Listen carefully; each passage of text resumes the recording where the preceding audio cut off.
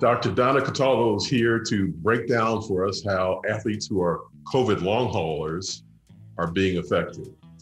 So Donna, welcome. Thank you, Kenneth, for inviting me today. I'm just very excited to be part of this discussion. Let's start off with just, for those who don't know, like me, with a little more definition. COVID long haulers, who are they? How are they different from people who have 14 days of COVID? Exactly. You started the conversation off beautifully. There's that acute illness that people with COVID have. You feel kind of lousy for 2-3 days, but the symptoms resolve after 2-3 weeks. Right.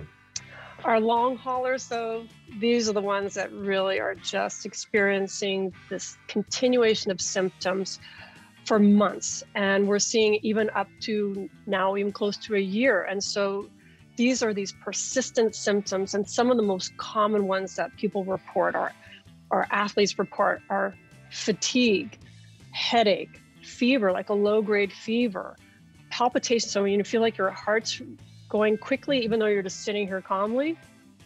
Maybe dizziness, that lightheadedness when you stand up, chest pain, shortness of breath that's unrelated to any type of physical activity. You're sitting there, you just feel like you can't catch your breath. And then joint pain. A lot of people express joint pain. So it's a lot of those persistent symptoms that just make you kind of feel lousy. And this can be, as you say, a month up to a year later, and maybe more. I mean, some people it can be something like 3-4 months, and then you are back at it again.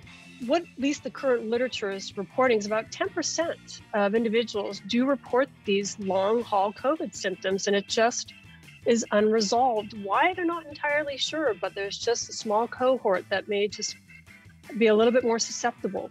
So for real athletes of today, and you mentioned some things that they endure, and how's that affecting their performance? I mean, from athletes you worked with and you know of others, from the professional to the jogger, golfer, tennis player, what's going on?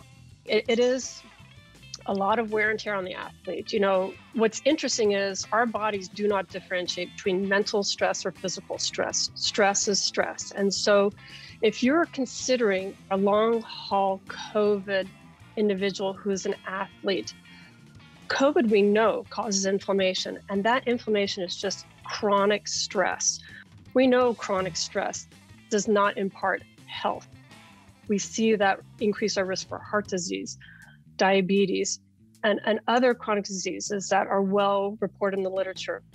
If your body's just working harder, that chronic stress is making your body work harder to just be healthy. And so working harder, what does that mean? Your resting heart rate is going to be higher than it was previously. Right. Your resting blood pressure is going to be higher than it was previously.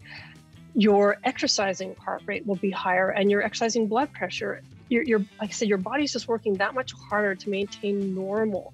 And what does that mean for the athlete? Well, unfortunately, you're not who you were a year ago. And so that's the first step. Just own it. You'll get back there. So what does that mean? You may actually be working for the athlete at a higher relative intensity. So say if you're an endurance type creature, you're an endurance athlete, you actually may be working at a higher percent of what is your maximal endurance capacity. Doing that every day is going to increase your risk for injury. We're seeing an increase in soft tissue, non-contact soft tissue injuries in our athletes that are returning to play. It's As just, a result. Yeah, and then for the strength piece too, for our strength and power athletes, right? If your body's working harder on just trying to maintain your body temperature, trying to maintain your resting heart rate, trying to maintain your normal blood pressure, it's kind of divided between helping repair that, but also as an athlete, you've got to have that time to repair muscle. So you're typically seeing an increase in maybe time to recovery for these athletes. So those are some things to consider.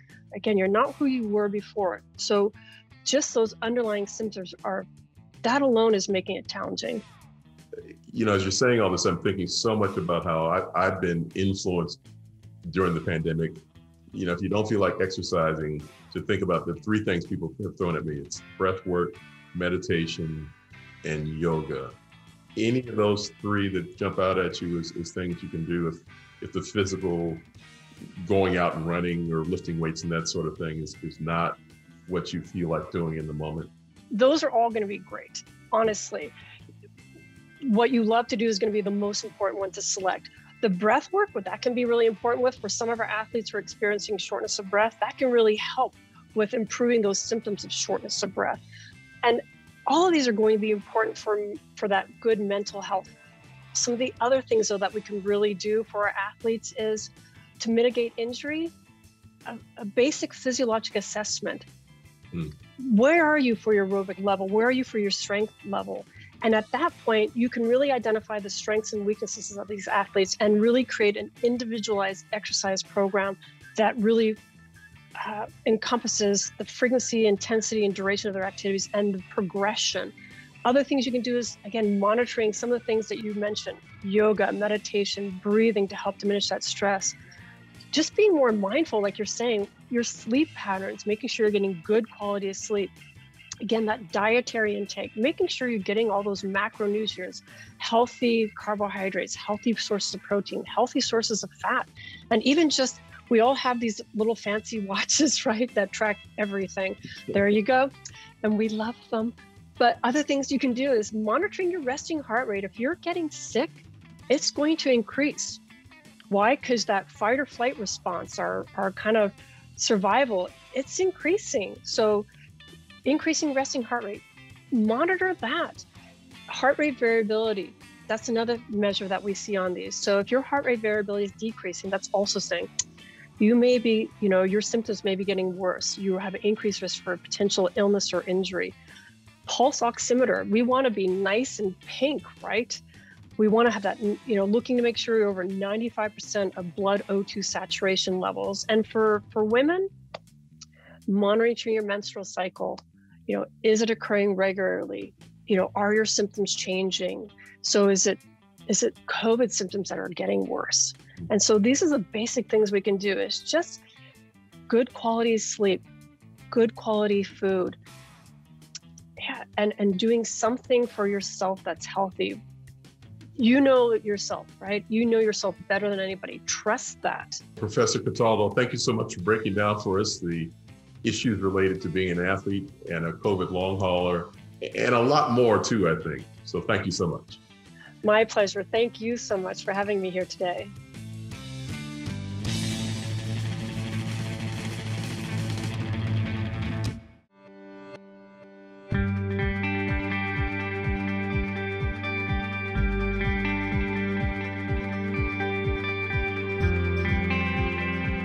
This hour of local news is made possible by contributions from the Friends of PBS, members of your PBS station. Thank you.